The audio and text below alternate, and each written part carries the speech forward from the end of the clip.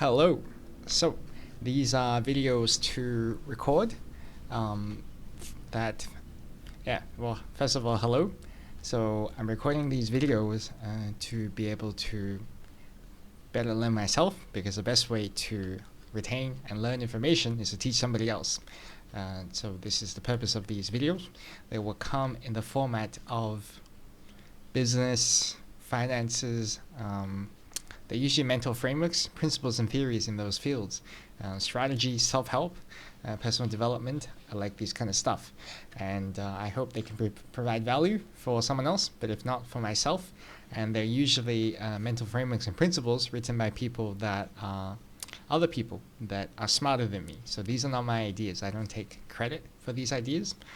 More importantly, they're really handy for me. So yeah, the idea is to create 5-minute videos at first. I can do once a week, and they're written on flashcards. Okay, so there's a front and there's a back, and with the explanation. So these are the different frameworks that I have. So hopefully they can be of value. Yeah. So to start with, I'll start with one, and the idea is hopefully I get better over time. So without further ado, let's begin. Okay, so the first one is, don't sell anything you wouldn't buy yourself. This one is from Charlie Munger, supposedly. A lot of these, I don't know where they're from. I listen to just a set few people, like Ty Lopez. I'm a big fan, and he would quote all these other people, so I really like it. A lot of stuff are from the same people, but that's okay. I like more the principle itself. Yeah, so don't sell anything you wouldn't buy yourself. This principle, I really like it. So when you're doing anything, and in terms of marketing, product usually, so if you have any, usually marketing or product, when you're selling something, usually you want to make sure that you yourself would do it. So I've heard stories where, I think it's Alex Ramosi, he asked somebody, hey, he goes in the company and they want him to, so Alex Ramosi I really like as well. I see a lot of his content. So he goes to a company and they get him to check out the salespeople. And from the salespeople, he's like, okay. He's like, wants to see what they're doing. He's like, but before all, he went in and he asked one of the guys, he's like, hey, let me just ask you, do you like this product yourself? And the salesperson is like, and then Ramosi's like, all right, that's enough. Okay, I get it now. And then he walks away. So that tells the story of, if you like your own product, then you're likely to sell it, okay? But you shouldn't sell something you wouldn't sell to yourself. You wouldn't buy yourself, and that's a theory. That's a principle behind it. Because if you would buy it yourself, you're more passionate about it because it's something that you would like, and that makes a huge difference. Yeah. So one example, is when you're doing it, okay, you want to ask, so how do you apply this principle? When you're doing, you want to ask, can I do it myself?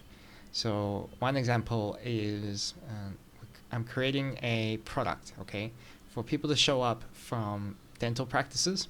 I don't know, you're creating a solution, and then from the solution you think, okay, if I was a customer, would I attend? So that's quite important. Actually, that's not a good example. Okay, so here's another example. So for example, I created a sales script, okay, and this is for dental practices who are on the phone call. Their front desk are trying to call a new prospective patient for them to come in. Now, I created a sales script, but most importantly, I wrote the script in the sense that if I was a patient and I heard it on the phone, would that be of use to me? Would that be valuable? Okay, and so on one hand, you can write something that's completely irrelevant, but what you can do is, now you put yourself in the receiver's end and think, okay, if I was a patient and I heard somebody say this to me, would I come in? Would I buy it? And so I used that principle, and I think it was really good. I thought it was empathetic, and I really liked the script, and it worked well. So that's an example. And a lot of the time people might create a product and they think, oh yeah, I think, someone else would really like it. I wouldn't do it myself, but I bet they would like it. And more often than not, that's not really good, because if you think that other people would but you wouldn't, then there's probably something wrong. And so yeah, so that's kind of the principle behind this. Yeah, so don't sell anything you wouldn't buy yourself. Really powerful framework. In other words, is also saying put yourself in the shoes of the other person. Okay, and this applies in marketing. If you're writing a message, right, and you write a message and you think, okay, would the other person like the message that I'm writing? Not, oh, I think they will like it, but instead you put yourself into their shoes, and then you think it'd be like, and then you read the message as somebody who's new, pretending you're someone new, and think, okay, does this speak to me? Is this something that relates to me?